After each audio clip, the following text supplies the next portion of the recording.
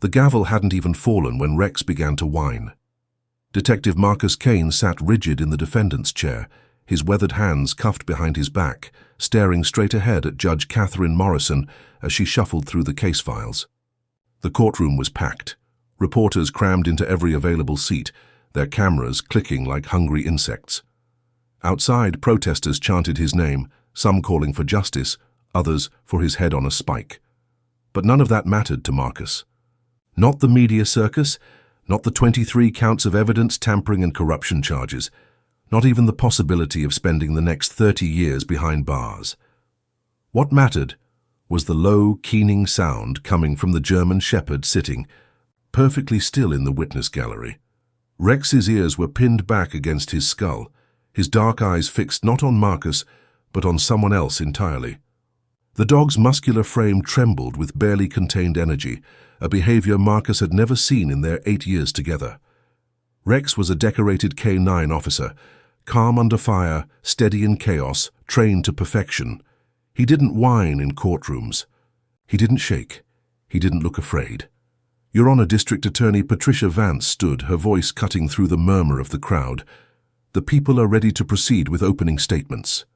Judge Morrison nodded, her steel-gray hair catching the fluorescent light. Very well. But first, she gestured toward Rex, who had begun pacing in the small space between the benches, his nails clicking against the polished floor.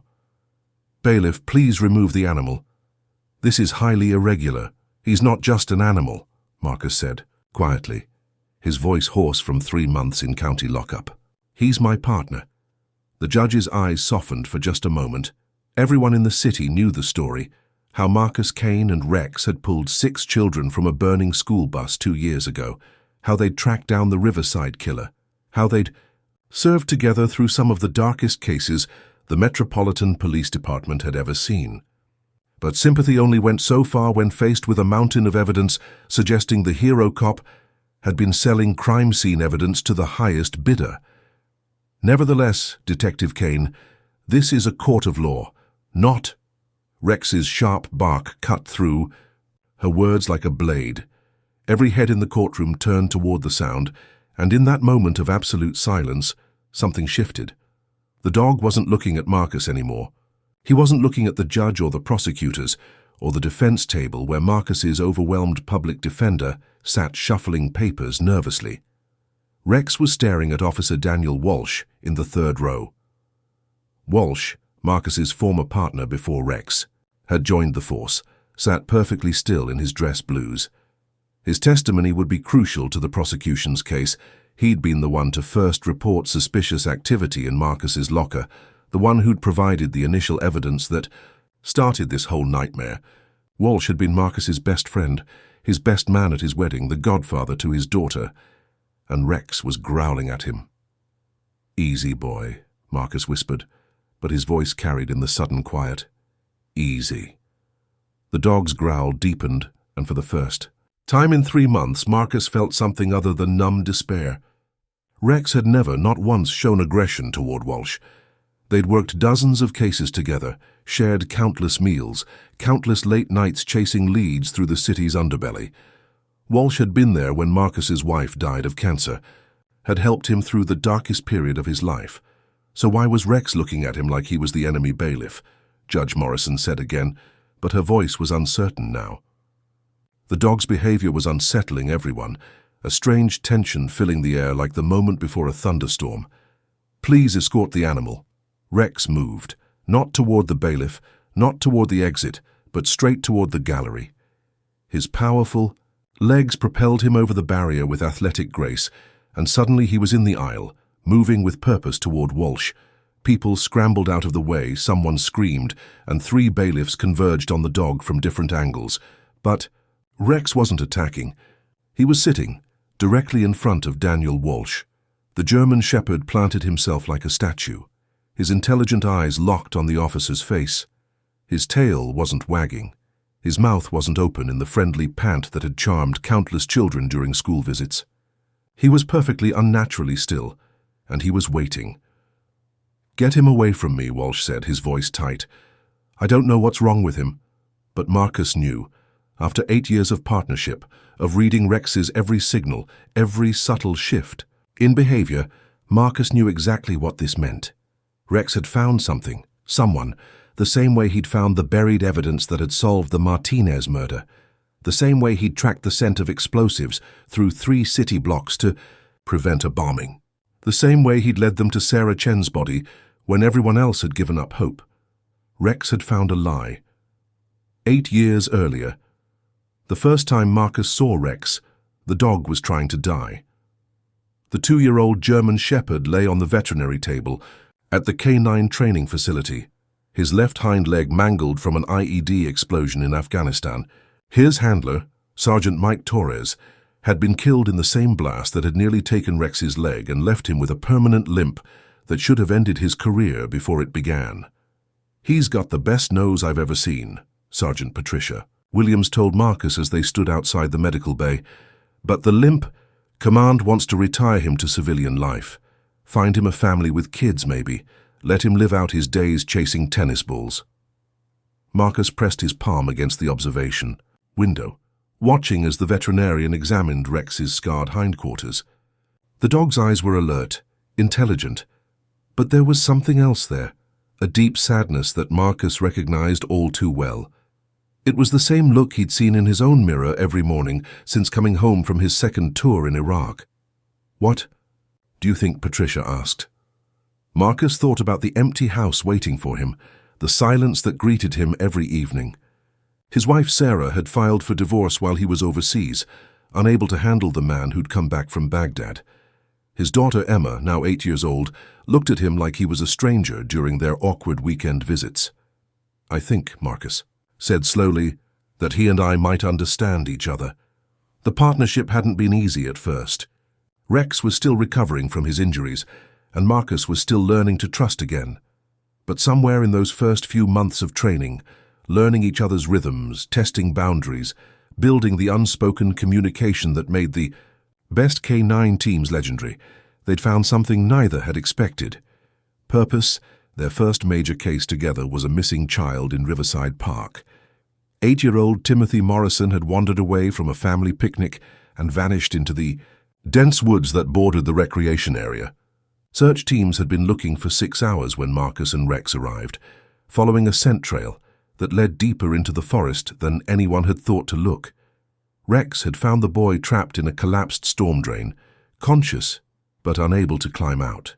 The rescue had made the evening news, but what the cameras hadn't captured was the moment afterward, when Timothy's mother had knelt in the mud beside Rex, tears streaming down her face as she whispered thank you into his fur. That night, Marcus had taken Rex home for the first time, and the dog had claimed the spot at the foot of Marcus's bed that would be his for the next 8 years. It was the first time since coming home from overseas that Marcus had slept through the night without nightmares. They'd been a team ever since. Rex's exceptional scent detection abilities had helped solve dozens of cases, from drug busts to homicides. But more than that, he'd given Marcus something to care about again, a reason to get up every morning beyond just existing. The cases blurred together over the years. Warehouse raids where Rex had detected hidden drugs, crime scenes where his nose had found evidence human investigators had missed, searches that had brought families closure and put dangerous criminals behind bars. But the moments Marcus treasured most were the quiet ones, Rex sleeping in the passenger seat during long surveillance shifts, his steady presence during the hardest investigations, the way he seemed to sense when Marcus needed comfort and would rest his massive head on his partner's lap. When Sarah, his ex-wife, had been diagnosed with stage 4 pancreatic cancer, Rex had been there.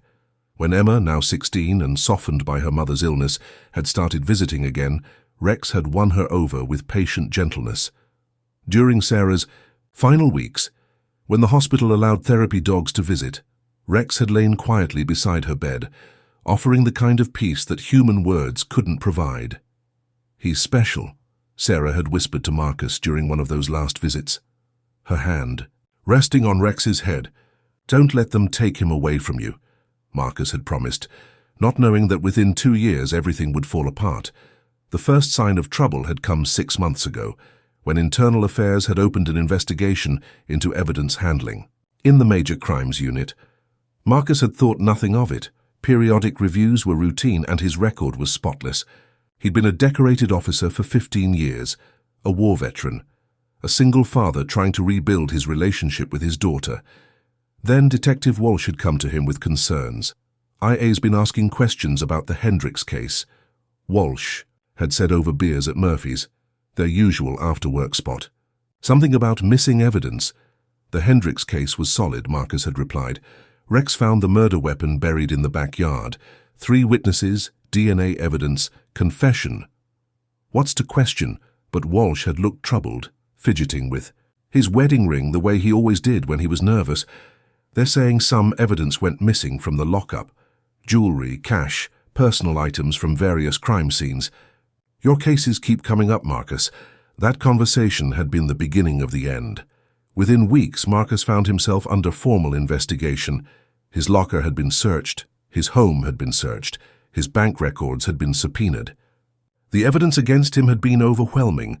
Missing items from crime scenes, unexplained deposits in his account, testimony from other officers who claimed to have seen suspicious behavior. The worst part had been watching his colleagues turn away from him. People who'd worked beside him for years suddenly avoided eye contact in the hallways. His testimony in ongoing cases was thrown out.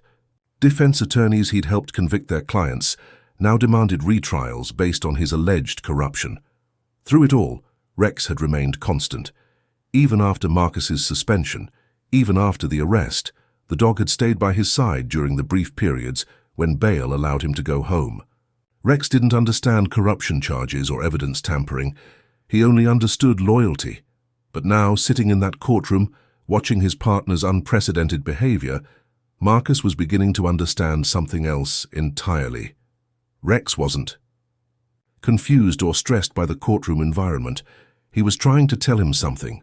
The bailiffs had managed to coax Rex back to the gallery, but the damage was done. The strange incident had unsettled everyone in the courtroom, creating an undercurrent of tension that crackling beneath the surface of the proceedings like electricity before a storm. Judge Morrison had called a 15-minute recess to restore order, and now the participants clustered in small groups throughout the courthouse corridors, their voices hushed but urgent. Marcus sat in a holding cell adjacent to the courtroom, still cuffed, watching through the reinforced window as his world continued to unravel.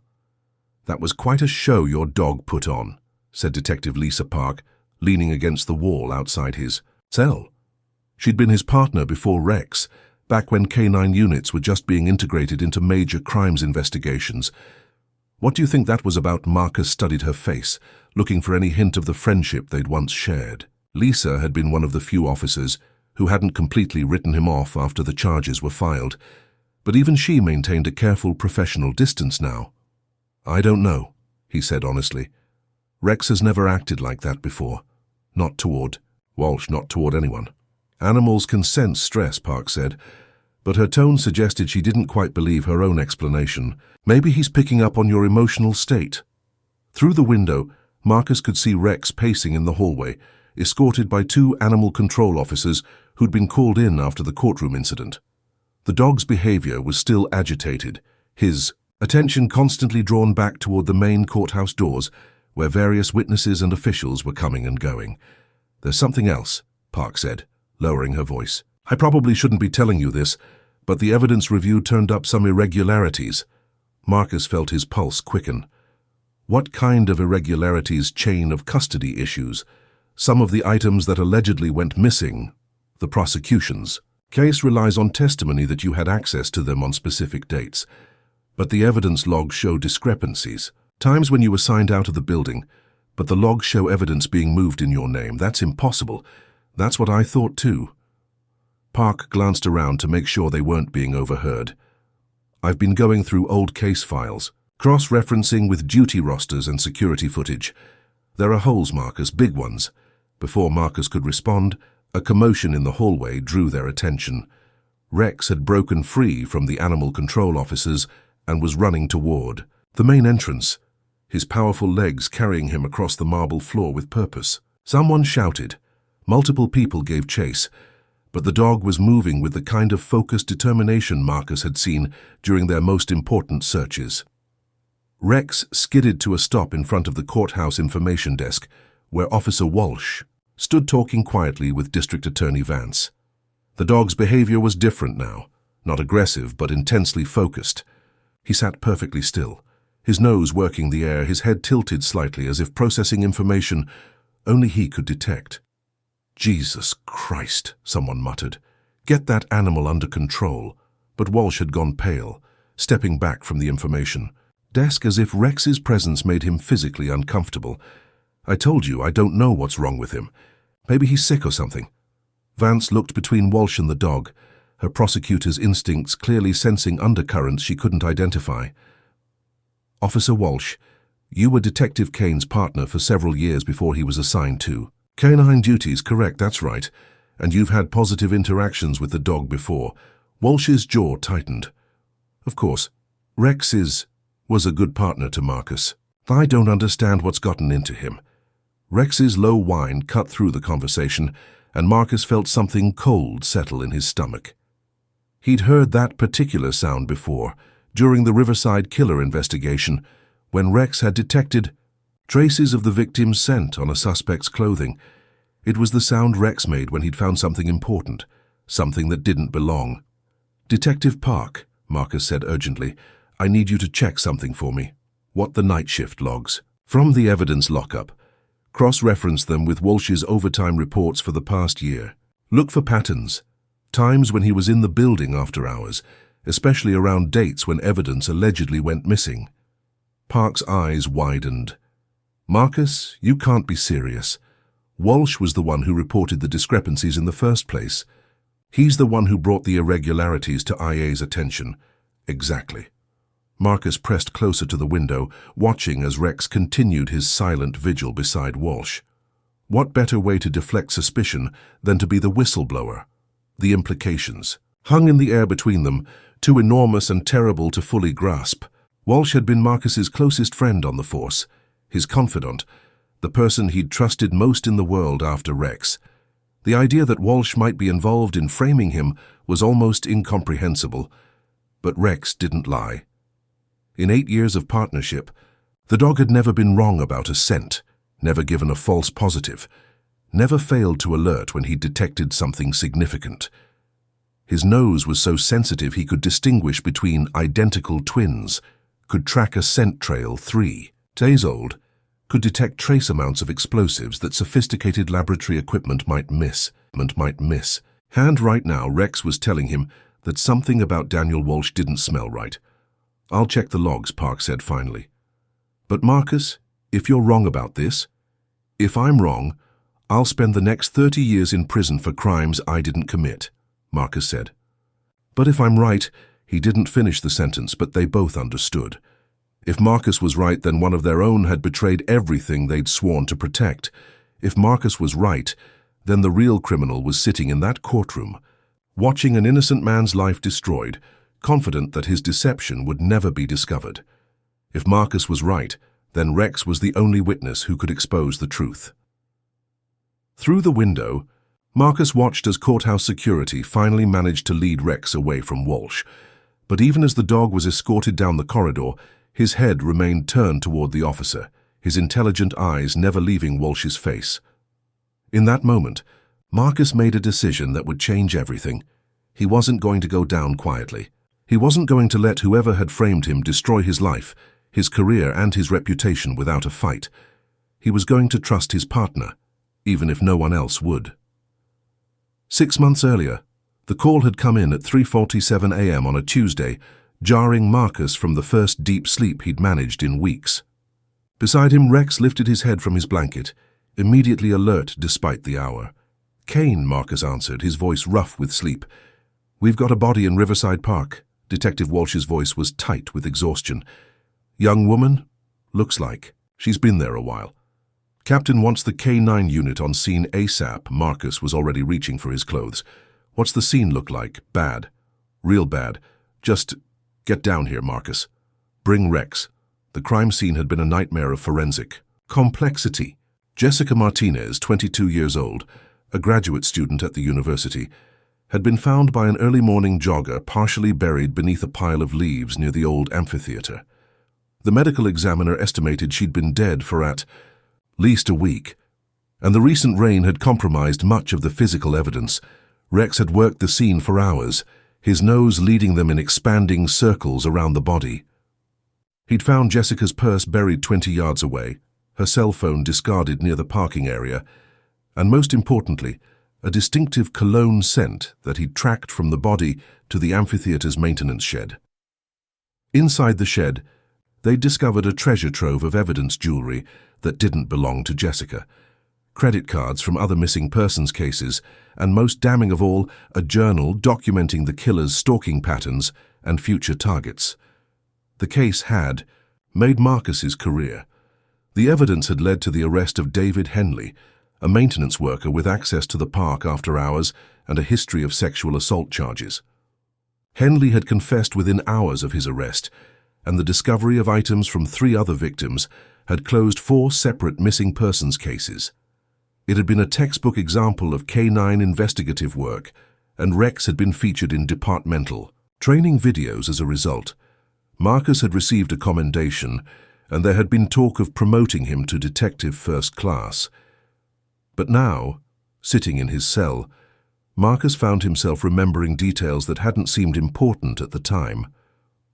Walsh had been the first detective on scene, arriving even before the medical examiner. He'd been the one to establish the crime scene perimeter, to coordinate with the uniformed officers, to begin the initial evidence collection. Standard procedure for a senior detective.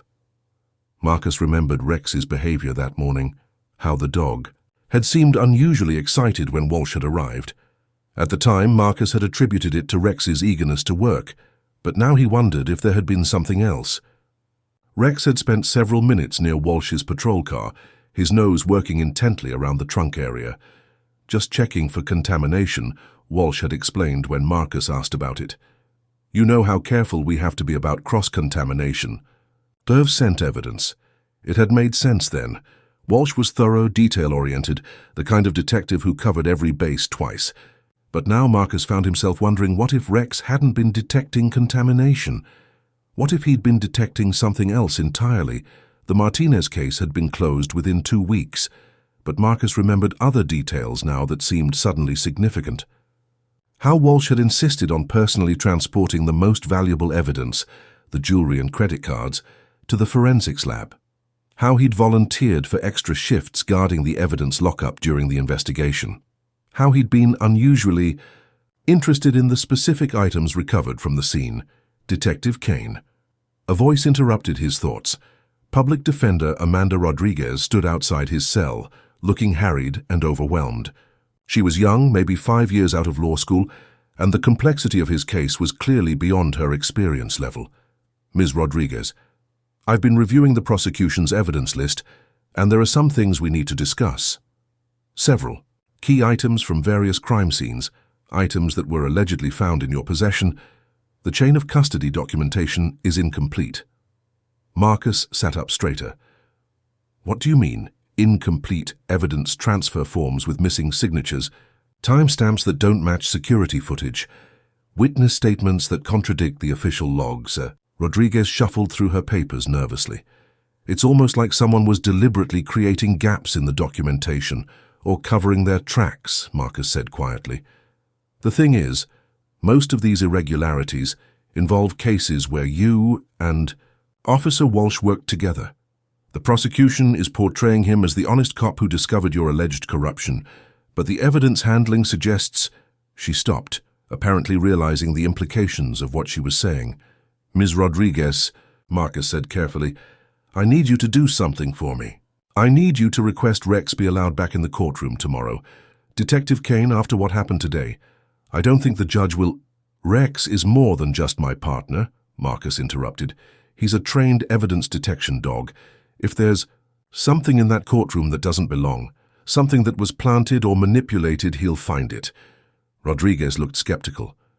The prosecution will argue that the dog is emotionally compromised, that his reactions are unreliable because of his attachment to you. Then let them explain why a dog with 8 years of perfect service, a dog who's never had a false positive, in his entire career suddenly starts behaving erratically the moment he's in the same room as the prosecution's star witness. Through the small window in his cell door, Marcus could see into the courthouse's main corridor. Evening was falling, and most of the day's participants had gone home, but a few figures still moved through the building. As he watched, Officer Walsh emerged from the district attorney's office, carrying a manila folder and moving with purpose toward the evidence storage area in the basement. Marcus felt his pulse quicken. "Ms. Rodriguez, what time does the evidence?" "Lockup close 6 p.m. on weekdays." Why, Marcus checked the clock on the corridor wall. 6:45 p.m. The lockup should be closed, secured for the night. So what was Walsh doing with evidence files after hours? "I need you to call Detective Park," Marcus said urgently. "Tell her to check the security footage from the evidence lockup for tonight, and I need you to file a motion for Rex to be present in the courtroom tomorrow, not as a spectral, but as a working detection dog."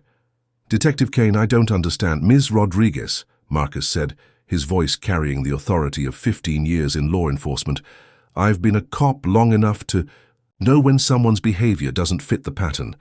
And after 8 years with Rex, I know when he's trying to tell me something important. He pressed closer to the window, watching Walsh disappear into the basement stairwell. "Tomorrow, when court reconvenes, I want Rex in that room, because I have a feeling that whatever my partner detected today, we're going to need proof. And somewhere, in the depths of the courthouse, in a secure facility that should have been empty and locked, evidence was being moved in ways that wouldn't appear in any official log. The morning of the second day brought chaos. Marcus was led into the courtroom to find it buzzing with tension, reporters whispering urgently into their phones, and an unusual number of police officials in the gallery. Word had leaked about Rex's behavior the previous day, and speculation was running wild through the media and the department. Judge Morrison looked like she hadn't slept well. Her usually immaculate appearance was slightly disheveled, and there were dark circles under her eyes as she reviewed the stack of motions that had apparently been filed overnight. "Ms. Rodriguez," the judge said without preamble, "your motion to have the defendant's dog present as a working detection animal is highly irregular. This court has never—" "Your Honor," Rodriguez interrupted, standing with more confidence than Marcus had seen from her before, "Rex is a certified evidence detection dog with an impeccable service record. If the defense has reason to believe that evidence in this case has been tampered with or contaminated, the dog's reaction could be crucial to establishing the truth." District Attorney Vance shot to her feet. "Your Honor, this is a transparent attempt to create reasonable doubt through theatrics. A dog's behavior is not admissible evidence, and allowing this animal to disrupt proceedings again would be— The people have no objection to evidence detection," Rodriguez said smoothly, "unless they have reason to believe such detection might reveal something they'd prefer to keep hidden." The courtroom fell silent at the implication. Marcus found himself impressed with his young public defender's sudden backbone, though he suspected Detective Park had spent considerable time coaching her the night before. Judge Morrison studied both attorneys for a long moment. "I'm going to allow it," she said finally. "But Detective Kane, your animal will be on a short leash, literally. Any disruption and he's removed permanently." "Understood, yes, Your Honor." Rex was brought in by animal control, but as soon as he entered the courtroom, his demeanor changed. The agitation from the day before was gone, replaced by focused intensity. He moved like a working dog now, his attention sweeping the room methodically, processing scents and information with professional precision. But when his gaze fell on Officer Walsh in the gallery, something shifted. Rex's ears pricked forward, his nostrils flared slightly, and he took a single step toward the witness section before stopping, as if waiting for permission. "Your Honor," Rodriguez said, "I'd like to request that Rex be allowed to examine the evidence." "Table?" "Objection," Vance said immediately.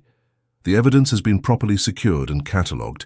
There's no basis for— There's no harm in letting a trained detection dog confirm that evidence hasn't been contaminated," Rodriguez countered, "unless the prosecution has concerns about what such an examination might reveal."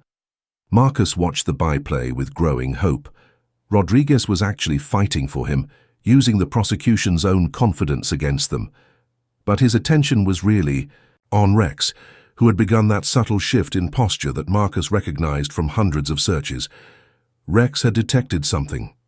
Judge Morrison sighed. Very well. But this will be conducted under strict supervision, and the dog's handler will be your honor, Marcus said, standing slowly.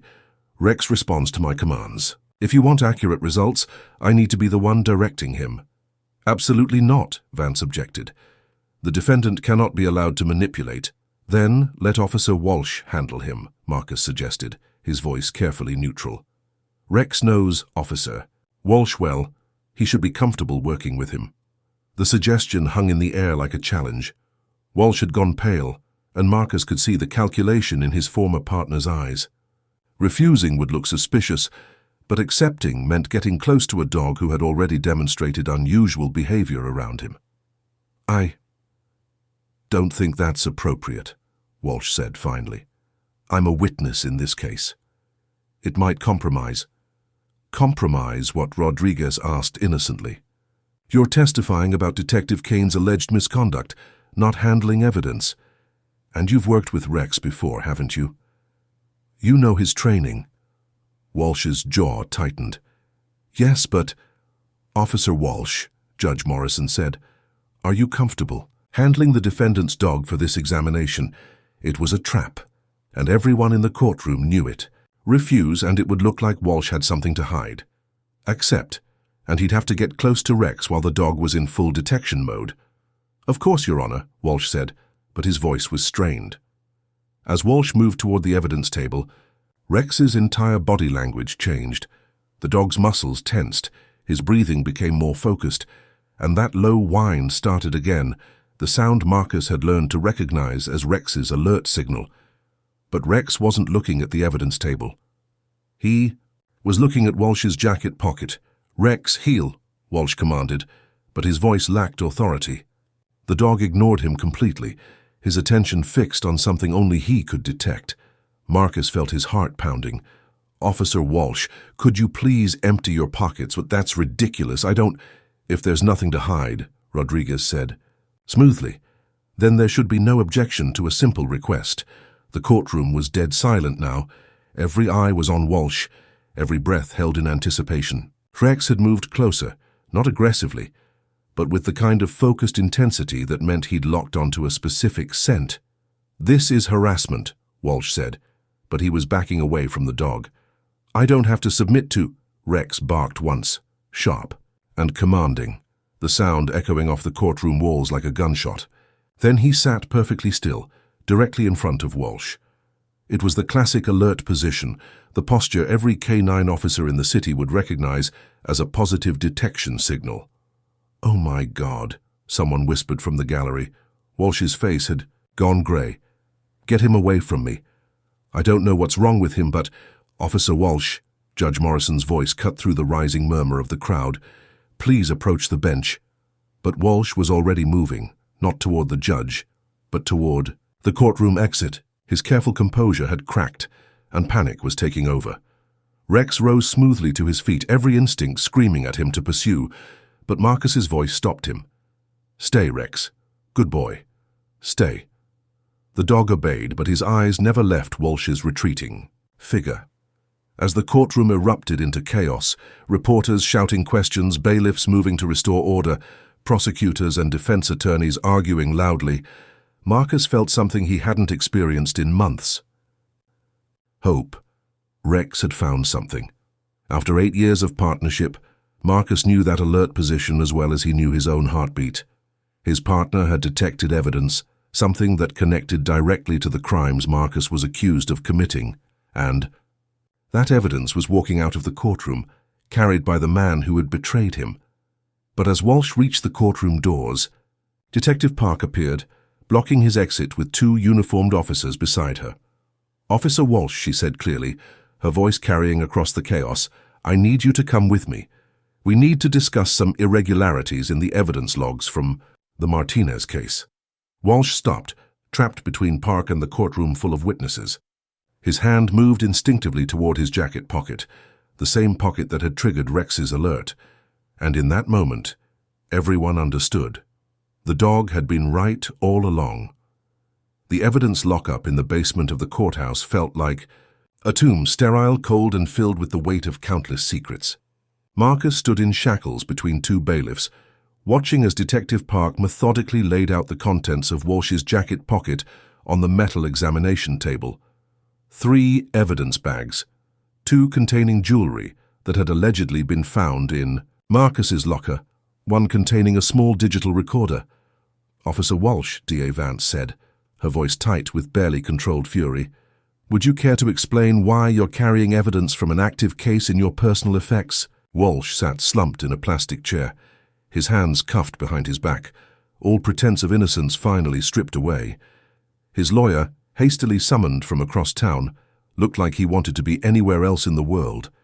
"I want to make a statement," Walsh said quietly. "Daniel, don't," his attorney began. "No." Walsh looked up, and Marcus saw something he'd never seen in his former partner's face before. Genuine remorse. "I'm tired of lying. I'm tired of watching Marcus take the fall for what I did." Judge Morrison had moved the proceedings to a conference room adjacent to the evidence storage, citing the extraordinary circumstances. Rex lay at Marcus's feet, calm now but alert, his intelligent eyes tracking every movement in the room. "Mr. Walsh," the judge said formally, "you have the right to remain silent. Anything you say can and will be used against you in a court of law. Do you understand these rights?" "I understand." Walsh's voice was hollow. "I've been reading people their rights for 12 years. I know exactly what I'm giving up." Detective Park activated the digital recorder on the table. "This is Detective Lisa Park, badge number 4471, conducting an interview with Officer Daniel Walsh, badge number 2598, in the presence of Judge Catherine Morrison, DA Patricia Vance, Public Defender Amanda Rodriguez, and Detective Marcus Kane. Officer Walsh, you've indicated you wish to make a voluntary statement regarding evidence tampering in case number CV 2024-8847.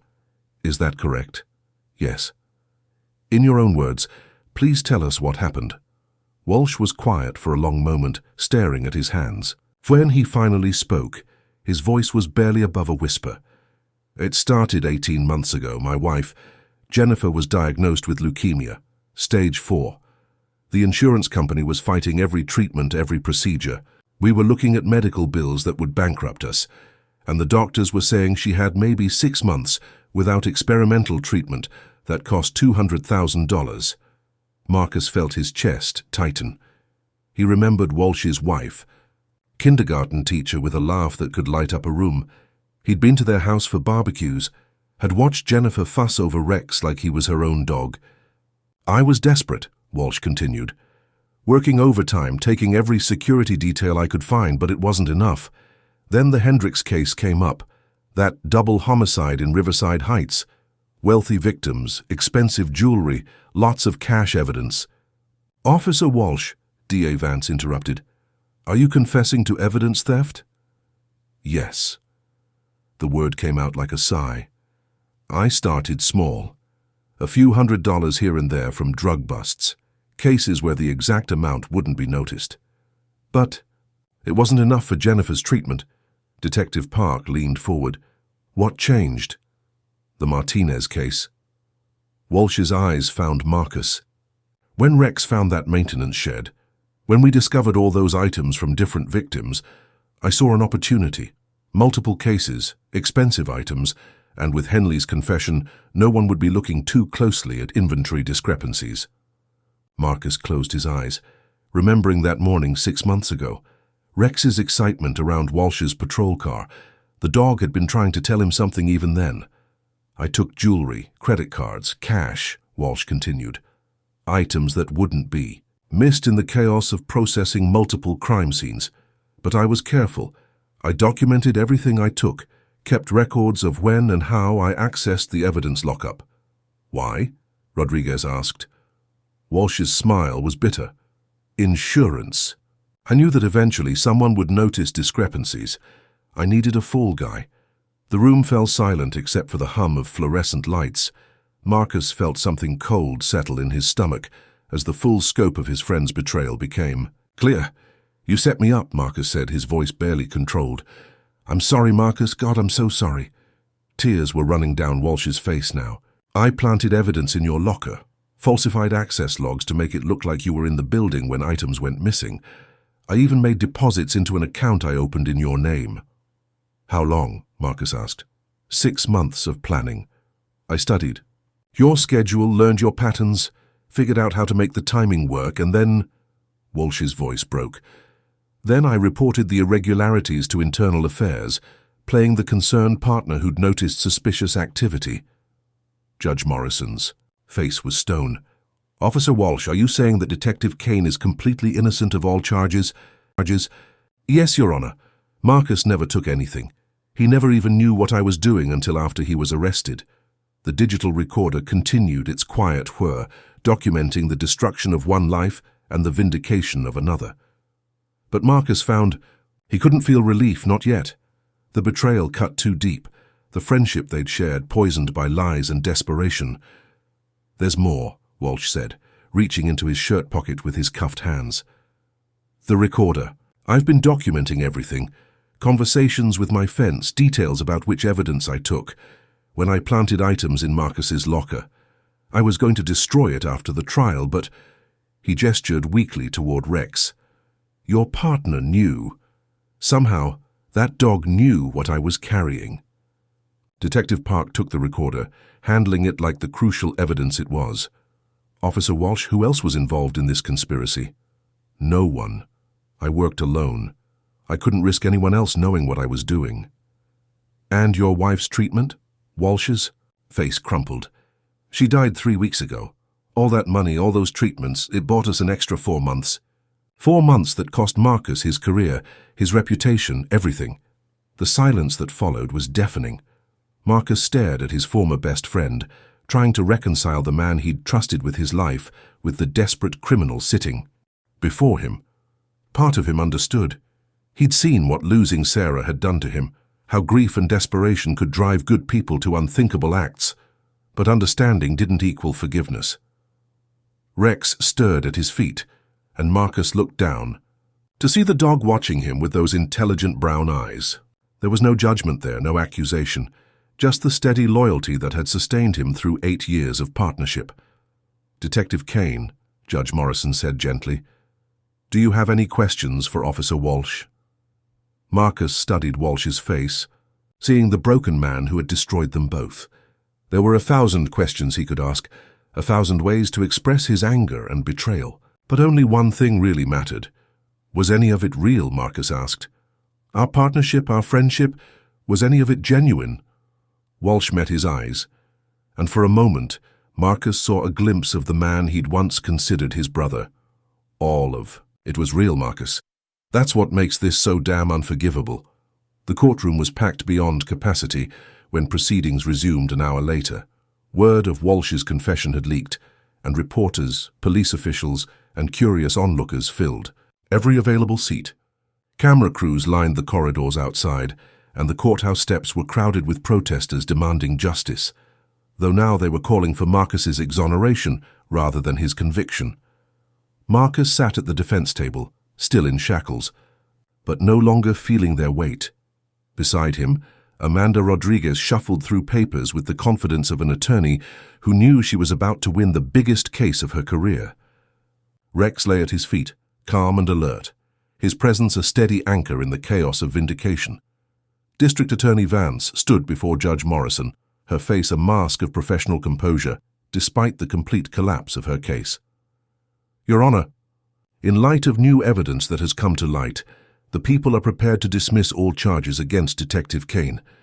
But Judge Morrison held up a hand. Ms. Vance, before we proceed with dismissal, I want Officer Walsh's full confession on the record in open court. The citizens of this city deserve to hear the truth.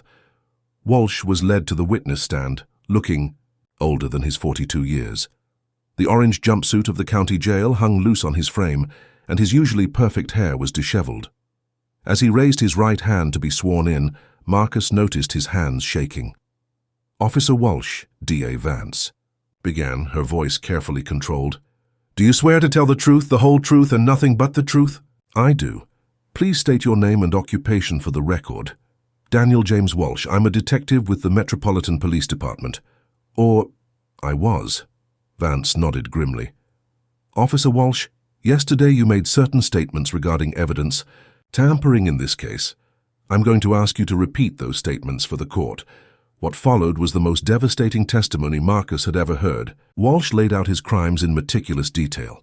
How he'd studied Marcus's schedule to determine when to plant evidence, how he'd used his access to the evidence lockup to steal items from multiple crime scenes, how he'd opened a bank account in Marcus's name to make the frame-up look convincing. I documented everything, Walsh said, his voice steady despite the magnitude of his admissions.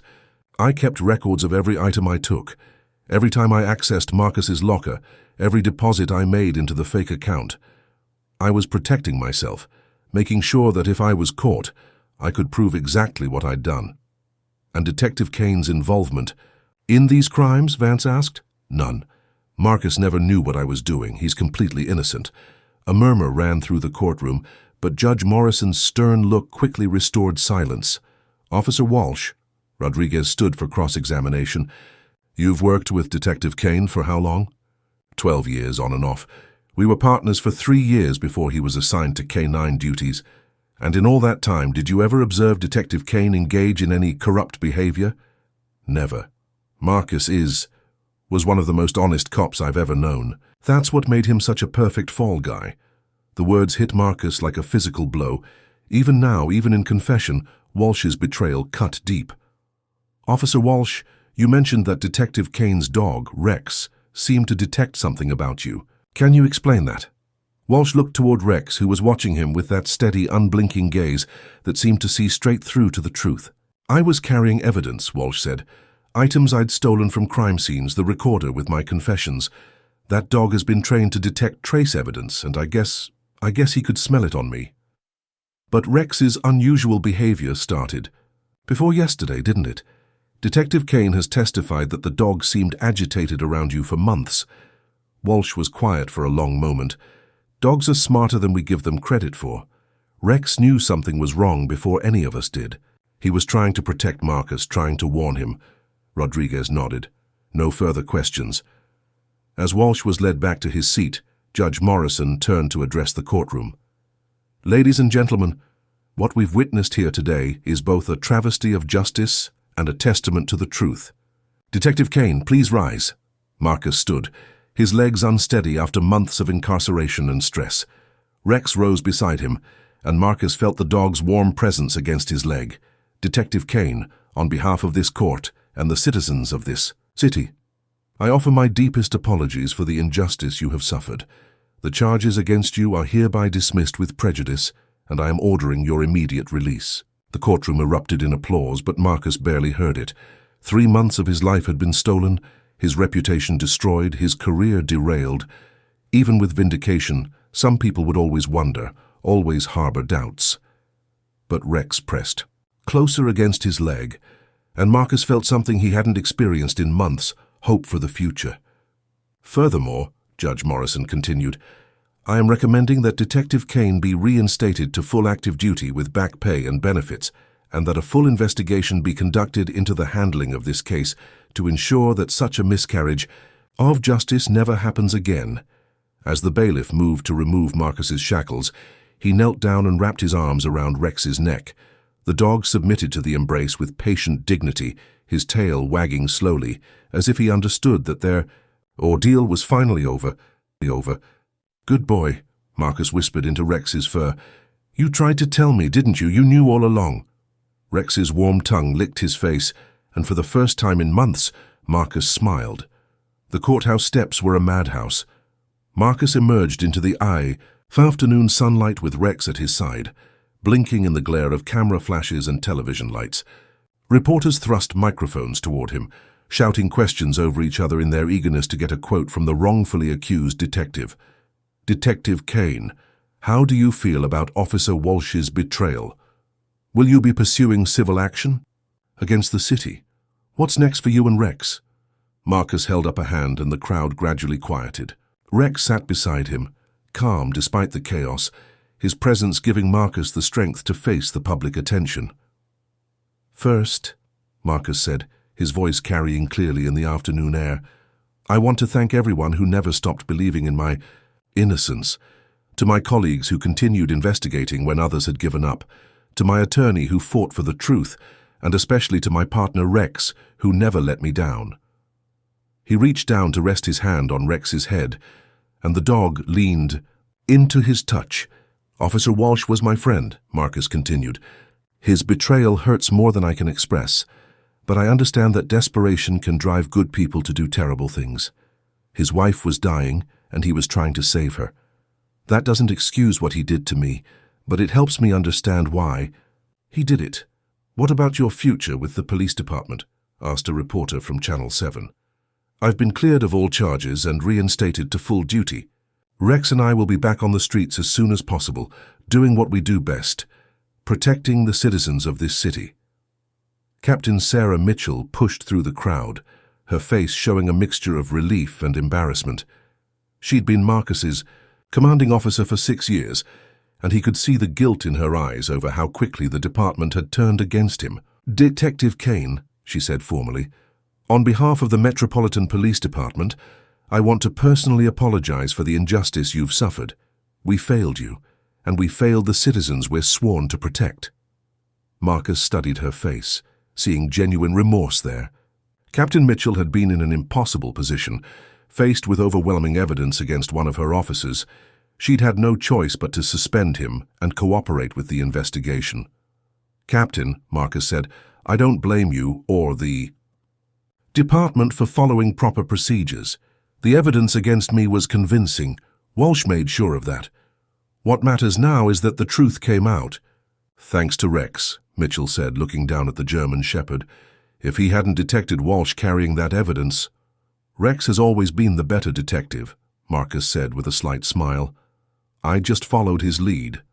Detective Park appeared at his elbow, her face showing a mixture of exhaustion and satisfaction. She'd spent the last 24 hours reviewing evidence logs, security footage, and witness statements, building the case that had finally cleared Marcus's name. "There's more," she told him quietly. "Walsh's confession opened up a whole new investigation. We're finding irregularities in dozens of cases, evidence that went missing from crime scenes dating back almost 2 years. It's going to take months to sort through everything."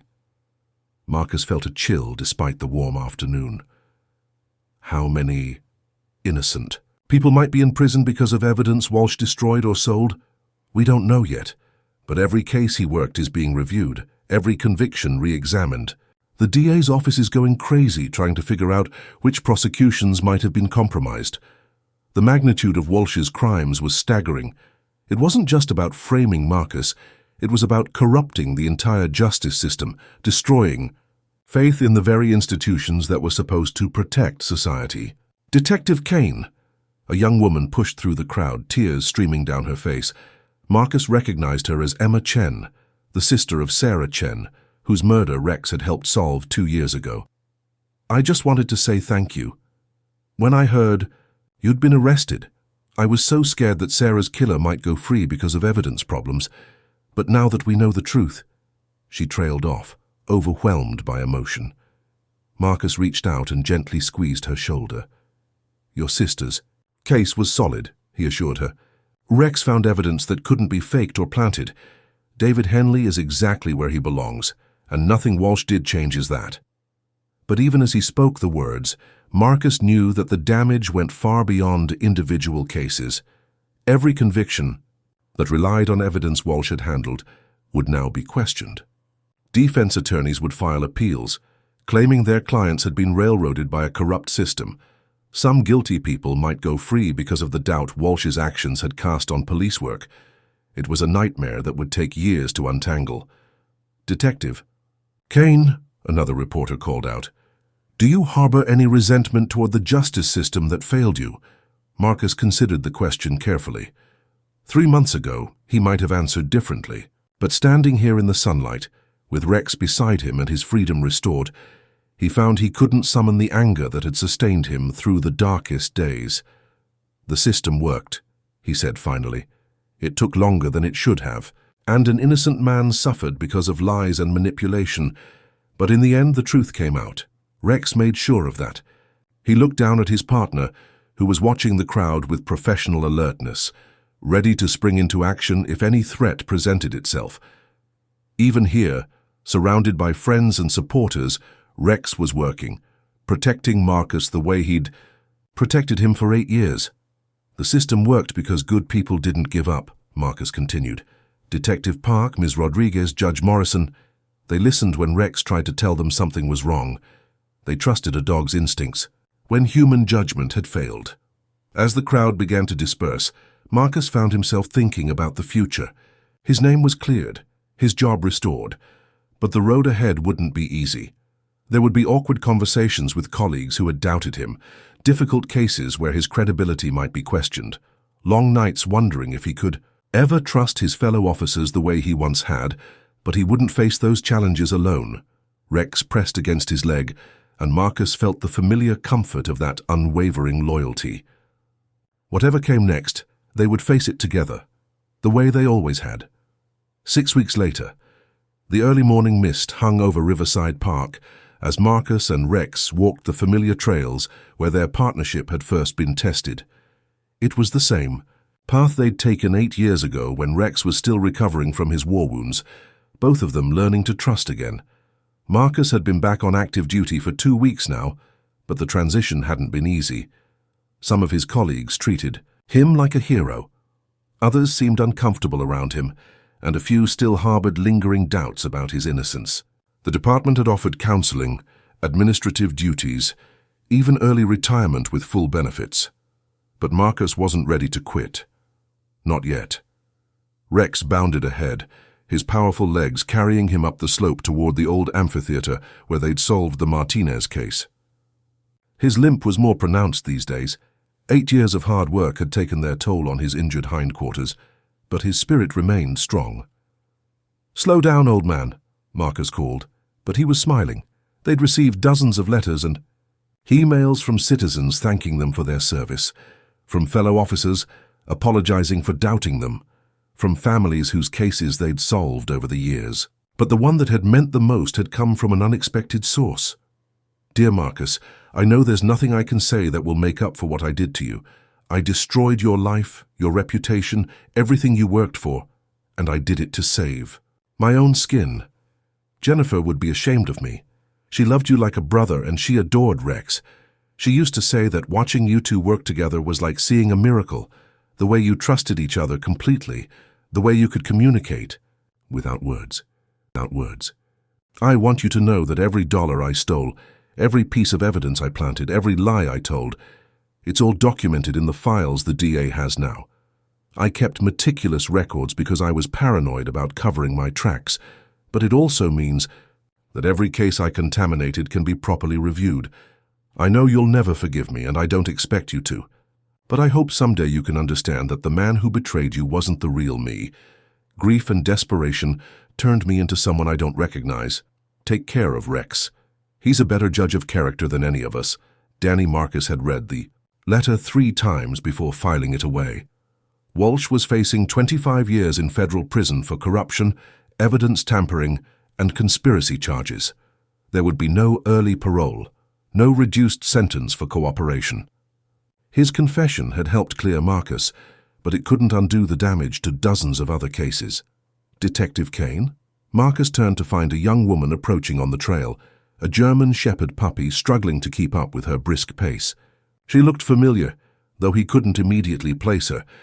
"Sarah Martinez," she said, extending her hand. "Jessica was my sister." Marcus felt his chest tighten. Jessica Martinez, the graduate student whose murder had led to one of their biggest cases, and ultimately to Walsh's downfall. "Ms. Martinez, I'm sorry for your loss." "Thank you." She knelt down as Rex approached, and the older dog submitted gracefully to her gentle examination. "I wanted to meet him, the dog who found my sister's killer." "Rex did his job," Marcus said simply. "More than that." Sarah stood, brushing dirt from her knees. "When I heard about what Officer Walsh did, about how he framed you, I was terrified that it might affect Jessica's case, but the DA assured me that the evidence Rex found was solid, that David Henley's conviction will stand." Marcus nodded. "Rex doesn't lie. When he alerts on something, you can trust it completely." Sarah looked down at her puppy, who was trying unsuccessfully to intimidate Rex into playing. "This is Luna. I'm training her for search and rescue work. I figured, if I can't bring Jessica back, maybe I can help other families find their loved ones." "That's admirable work. I was hoping—" Sarah hesitated, then forged ahead. "I was hoping you might give me some advice about the training, about working with a partner you have to trust completely." Marcus studied her face, seeing determination mixed with grief. It was a combination he recognized from his own reflection during the darkest days after Sarah's death. "The most important thing," he said slowly, "is learning to listen. Your dog will see things you miss, smell things you can't detect, sense, things that human instincts overlook. The hardest part isn't training the dog, it's training yourself to trust what your partner is telling you." Rex demonstrated the point by suddenly alerting. His attention focused on a cluster of bushes 30 yards away. Marcus had learned to read those signals like a second language, and he immediately moved toward the area Rex had indicated. They found the discarded backpack 15 minutes later, hidden beneath a pile of leaves and containing identification for a missing person case from the previous month. It wasn't their case. Marcus was still on light duty, but he called it in anyway, watching with satisfaction as Rex received the praise and attention he deserved.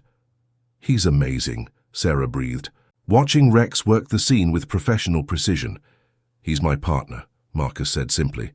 "The best one I've ever had." As they walked back toward the parking area, Marcus found himself thinking about the future again. Rex was getting older, and there would come a day when retirement was inevitable. The department had already started talking about succession planning, about training a new K9 officer to eventually take over their cases. But that day wasn't today. Today, Rex was still strong, still eager to work, still the most reliable partner Marcus had ever known. They had more cases to solve, more families to help, more criminals to catch, and they had each other. "Rex," Marcus called as they reached his patrol car. The dog bounded over, tail wagging, ready for whatever challenge came next. "Ready to go? To work?" Rex's response was immediate, a sharp bark that seemed to say, "Always." Marcus opened the rear door of the patrol car, and Rex leaped inside with the enthusiasm of a rookie on his first day. 8 years of partnership, countless cases solved, a friendship that had survived betrayal and injustice. Some bonds couldn't be broken, not by corruption, not by lies, not by the worst that human nature had to offer. As Marcus drove toward headquarters, Rex's steady presence in the rearview mirror, he felt something he hadn't experienced in months. Peace. The future was uncertain. The road ahead would have challenges, but they would face it together, the way they always had. 10. Final line. Leave a haunting image or emotional quote 1 year later. The commendation ceremony was held in the same courthouse where Marcus had nearly lost everything. Rex sat at attention beside the podium, his graying muzzle and slower movements, the only signs of his advancing age. His eyes remained bright and alert as Mayor Catherine Webb read the citation aloud. For distinguished service to the citizens of Metropolitan City, for unwavering loyalty in the face of injustice, and for demonstrating that truth will always prevail when good partners refuse to give up on each other, we present the Medal of Valor to Detective Marcus Kane and K9 officer. Rex, the applause was thunderous, but Marcus barely heard it. His attention was focused on Rex, who was watching the crowd with that same steady vigilance that had defined their partnership for 9 years. As the ceremony concluded and the crowd began to disperse, Marcus knelt beside his partner one last time as an active duty team. Tomorrow Rex would officially retire, trading his badge for a comfortable bed by the fireplace and lazy afternoons in the park. "Thank you," Marcus whispered, his voice thick with emotion. "For everything. For never giving up on me when everyone else did. For showing them the truth when I couldn't find the words." Rex turned his head, fixing Marcus with that intelligent gaze that had always seemed to see straight into his soul. For a moment the years fell away, and Marcus saw the wounded young dog he'd first met at the training facility, broken but not. Beaten, scarred, but still willing to trust. They'd healed each other, saved each other, and in the end they'd saved the truth itself. Rex leaned forward and licked Marcus's face once, gently, then settled back on his haunches with a soft sigh of contentment. He had spent his career speaking for those who couldn't speak for themselves, finding the lost, protecting the innocent, revealing secrets that others wanted to hide. Now, in the golden light of a job well done, Rex finally had nothing left to say. The truth had been told. Justice had been served, and sometimes the most powerful words are the ones that never need to be spoken at all. In the annals of Metropolitan Police Department history, the case would be remembered as a triumph of partnership over betrayal, of loyalty over corruption, and of a dog's unwavering instinct for truth. Rex had spoken when words weren't enough, and in doing so, he had reminded everyone that justice sometimes comes on 4 legs, with a wet nose and an unbreakable heart.